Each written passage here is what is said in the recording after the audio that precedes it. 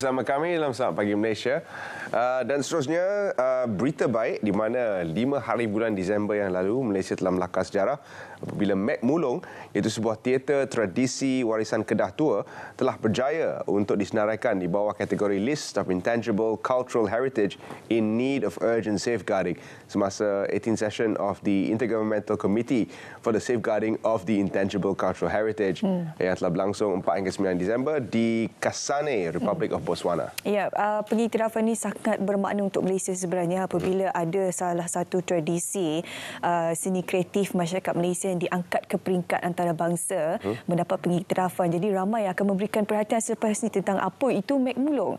Jadi untuk mengetahui lebih lanjut, kita bersama dengan seorang tetamu di studio pada pagi ini. Saya perkenalkan terlebih dahulu iaitu Dr. Eo Leng Yan selaku pengarah warisan tidak ketara Jabatan Warisan Negara. Selamat pagi, Doktor. Selamat pagi. Okey. Saya rasa eloklah kita cerita terlebih dahulu apa itu Mek Mulong, kan, sebab kadang-kadang masyarakat Malaysia sendiri pun tak berapa mengenali tradisi seni warisan kita ni. Mukadimah terlebih dahulu, apa itu sebenarnya Mek Mulong? Okey, terima kasih. Mek Mulong ni sebenarnya seni persembahan tradisional yang berasal daripada Kedah yang merupakan hiburan rakyat sejak Kedah tua lagi. Dan Mek Mulong ni seperti juga dengan seni persembahan tradisional lain seperti makyong, menora, JK yang mempunyai unsur-unsur ataupun elemen-elemen lakonan, nyanyian, tarian dan juga muzik. Itu antara sedikitlah tentang Mek Mulong. Jadi seterusnya, apakah itu Intergovernmental Committee for the Safeguarding of the Intangible Cultural Heritage, UNESCO? Okey, Intergovernmental Committee for the Safeguarding of the Intangible Cultural Heritage ataupun dalam bahasa Melayunya jawatankuasa antara kerajaan untuk melindungi warisan kebudayaan tidak ketara atau bahasa ringkasnya IGC-ICH. Kita guna IGC-ICH dah lepas ni sebabnya panjang sangat sebutan dia.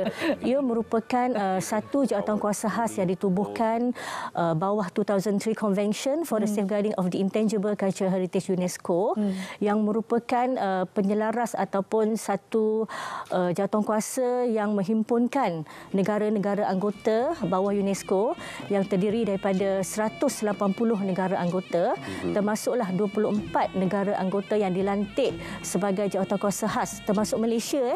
Untuk makluman, Malaysia telah berjaya menduduki kerusi IGC-ICH ini untuk sesi 2022 hingga 2026 dan dengan pelantikan ini Malaysia seperti juga dengan negara-negara lain mempunyai kuasa untuk mengundi, mempunyai kuasa untuk perlobian, membuat keputusan dan juga mempunyai hak untuk bersuara ataupun intervention dalam IGC-ICH ini. Dan IGC-ICH ini diadakan setiap tahun mengikut penggiliran lah. Contohnya macam tahun lepas Morocco tuan rumah, tahun ini Botswana dan tahun hadapan Paraguay. Dia merupakan platform untuk semua negara membincangkan tentang isu-isu berkaitan dengan warisan kebudayaan tidak ketara lah. Okey, ini adalah sesuatu yang cukup bermakna sebenarnya untuk tradisi sebuah negara itu supaya ini dipelihara. Tidak ada mana-mana negara yang mungkin akan claim Mek Mulong ni daripada negara. Jadi bila ada pengiktirafan daripada UNESCO ni, maksudnya kita tahu Mek Mulong ni memang daripada negara kita Malaysia lah dan juga tradisi-tradisi yang lain lah.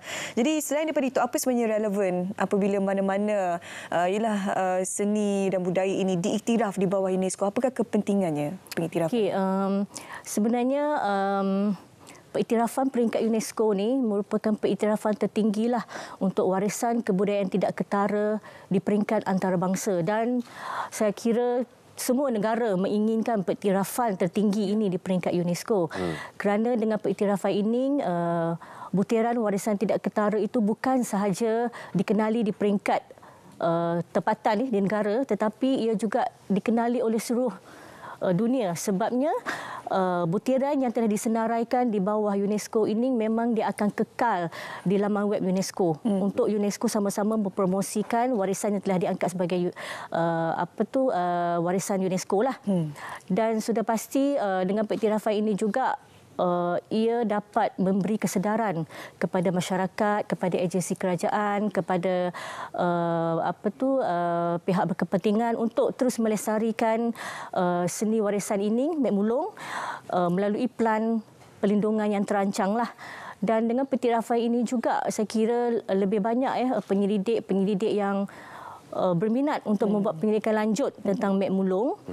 Dan ia juga sebenarnya sejak Mek Mulong ni ditirau, semua orang dah kenal apa itu Mek Mulong. Kalau sebelum ni orang tak ada yang tak pernah dengar pun Mek Mulong.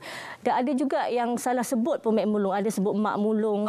Dan saya pun nak kongsi juga, ada yang kawan saya pun ada teks saya mengatakan, betul ke Jawatanwarisan membawa Mek Yun ke Botswana? Mek Yun kan yang apa tu, yang Mek Kelantan yang terkenal, yang viral. Saya kata bukan, ini Mek Mulong daripada Kedah. Jadi secara langsung petirafan ini orang lebih mengenali. Dan satu lagi, selepas petirafan ni, terutamanya peiktirafan Mek Mulong ni bawah kategori List of Intangible Cultural Heritage in need of urgent safeguarding, maksudnya memerlukan perlindungan segera, dan kita boleh memohon bantuan kewangan daripada tabung UNESCO untuk kita memohon peruntukan untuk kita melestarikan lagi Mek Mulong inilah. Itu antara kelebihan dia lah. Jadi apakah kesan daripada penerimaan pengiktirafan ini? Ada doktor sebutkan tadi penerimaan dana, juga pengiktirafan di peringkat antarabangsa. Tapi kesannya kepada kita di Malaysia, apakah yang mungkin akan dapat kita lakukan dengan pengiktirafan ini untuk Mek Mulong? Ya, untuk maklumannya, Kementerian Pelancongan Seni dan Budaya melalui Jawatanwarisan Negara lah, kita sebagai focal point kepada apa-apa saja pencalonan, termasuklah pencalonan warisan tidak ketara, pencalonan tapak warisan dunia dan juga pencalonan Memorial of the World. Memang kita sentiasa memikirkan ataupun menjalankan usaha-usaha ke arah melestarikan apa-apa saja butiran warisan yang telah mendapat petirafan UNESCO, termasuk Mek Mulong. Dan untuk makluman juga, selain Mek Mulong, kita telah mendapat petirafan juga untuk warisan tidak ketara yang lain. Sebelum ini kita telah mendapat 6, iaitu Mak Yong pada tahun 2005 dan 2008, Dodang Sayang 2018, Silat 2019, Pantun pencalonan bersama dengan Indonesia pada tahun 2020, dan upacara Wangkang pencalonan bersama dengan China pada tahun 2020 juga, dan Songket pada tahun 2021. Dan ini selepas mendapat petirafan ini merupakan tanggungjawab kita semualah, bukan setakat Jawatanwarisan Negara, MOTEK, tetapi semua masyarakat untuk sama-sama memikirkan hala tuju macam mana kita nak melestarikan warisan kita ni. Bukan setakat mendapat petirafan, tetapi perlu fikir hala tuju, macam mana kita nak terus melindungi warisan ini. Jadi petirafan ini memang kita akan memikirkanlah, sentiasa memikirkan usaha-usaha dengan penganjuran program-program berkaitan, dan juga bukan setakat penganjuran program peringkat Malaysia, tetapi juga peringkat antarabangsa. Dari mana sebenarnya datang kita cerita berkenaan dengan pengiktirafan UNESCO ni kan. Jadi kalau doktor bercerita bagaimana kepayahannya untuk mendapat pengiktirafan ini kan. Ini bukan satu perkara yang mudah untuk kita memastikan ataupun mengangkat sesebuah seni warisan itu diiktiraf di bawah UNESCO. Ada banyak sebenarnya proses yang perlu dilalui. Jadi kalau doktor boleh kongsikan dengan penonton pada pagi ini. Ya, sebenarnya pencalonan Mek Mulong ini bermula sejak tahun 2019 lagi. Di mana untuk setiap pencalonan memang seperti yang Syuhada sebut tadilah, dia perlu melalui proses yang bukan mudah sebab kita perlu yang pertamanya kita perlu mengadakan siri bengkel ataupun libat urus dengan komuniti-komuniti yang terlibat secara langsung dengan Mek Mulong ini. Selain daripada agensi-agensi kerajaan yang berkaitan, dan kita berkampung mengadakan bengkel untuk kita mengisi borang pencalonan tersebut. Dan borang pencalonan ini kita telah hantar sebenarnya pada tahun 2019 dan ia berstatus backlog file. Kemudian kita angkat sekali lagi pada tahun 31 Mac 2022 ke UNESCO, dan selepas borang kita telah sampai kepada Sekretariat UNESCO, perlu melalui beberapa tapisan lagi.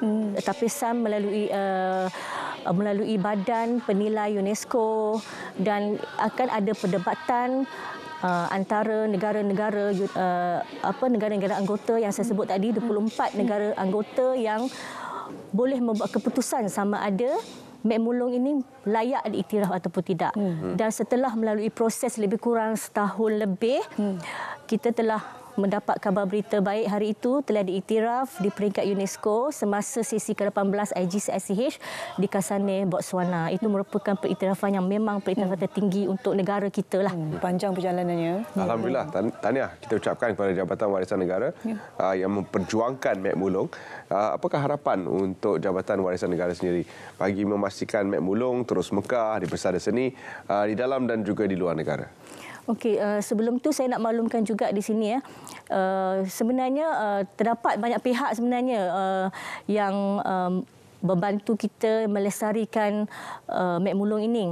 Termasuklah Jabatan Kebudayaan dan Kesihatan Negara JKKN melalui program-program perantisan mereka yang melatih generasi baru untuk terus mengekalkan pewaris kepada Mek Mulong ini.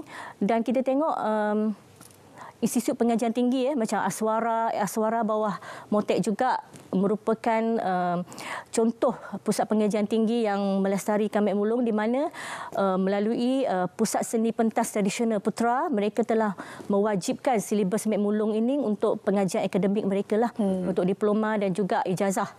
Dan kita tengok IPTA lain macam UPSI, UiTM juga menjadikan Mek Mulong ini sebagai subjek wajib untuk pelajar mereka.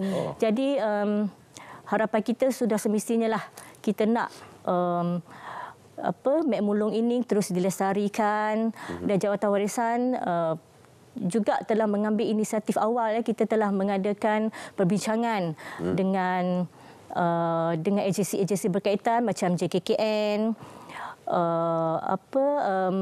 Persatuan Penggerak Warisan Seni Budaya Negeri Kedah Akrab, dan juga waris Mek Mulong. Sekarang tinggal satu-satunya waris Mek Mulong, iaitu Encik Halim Saad yang mewarisi daripada generasi sebelum inilah Mek Mulong.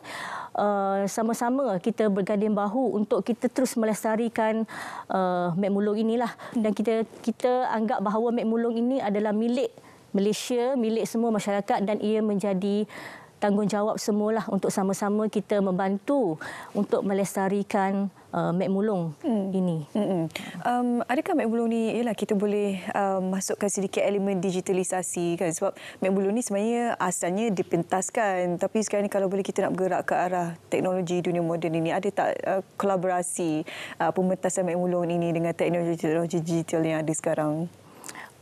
Sebenarnya kalau untuk periktirafan di peringkat UNESCO, mereka sebenarnya tidak menghalang kreativiti, tetapi tidaklah sampai kita mengubah struktur asal warisan kita. Kalau dia terubah tu apa jadi? Adakah Mek Mulong tu akan digugurkan daripada senarai UNESCO atau? Ya, sebenarnya macam saya sebut tadi tu, UNESCO Mek Mulong ini kita calonkan dia bawah kategori in need of urgent safeguarding, maksudnya memerlukan perlindungan segera. Ia tak sama dengan 6 elemen warisan tidak ketara yang saya sebut tadi itulah, yang Songket, Mak Yong tu dia kategori the representative list of the intangible cultural heritage of humanity. Yang tu kategori lain. Tapi kalau kategori Mek Mulong ni dia kategori yang khusus yang memerlukan perlindungan segera, dan sebab itulah kita perlu menjalankan usaha-usaha pelestarian tu dengan segera supaya ia tidak macam tadi itulah ditarik balik iktirafan tersebut. Sebab kalau tak ada usaha pengekalan tu dia akan tarik balik. Tarik baliklah. Dan kalau untuk sebab tu semasa perbincangan kita dengan JKKN pun mereka ada maklum yang ada IPTA yang berminat untuk animasikan Mek Mulong tersebut, dan kita tidak menghalang sebab benda tu adalah satu usaha untuk mempromosikan Mek Mulong je. Sebab kita tahu generasi sekarang ni sukakan gadget, sukakan teknologi. Kita tidak menghalang, tetapi perlulah mengambil kira struktur asal ataupun ciri-ciri asal Mek Mulong tersebutlah. Terima kasih kita ucapkan Dr. Yeo kerana sudi bersama kami. Terima kasih. Dalam Selamat Pagi Malaysia, dan insyaAllah kita akan bawa mungkin sedikit pementasan Mek Mulong ke dalam studio Selamat Pagi Malaysia untuk membantu juga dalam usaha melestarikan persembahan Mek Mulong ini. Ya, okey. Seterusnya kami nak bawa anda ke segmen Cerita Pagi Pulau Pinang. Kita nak bersama dengan rakan penyampai Hamizah Mansor yang akan juga bercerita berkenaan seni warisan kita, iaitu seni silat Melayu. Jadi jom kita ke Pulau Pinang.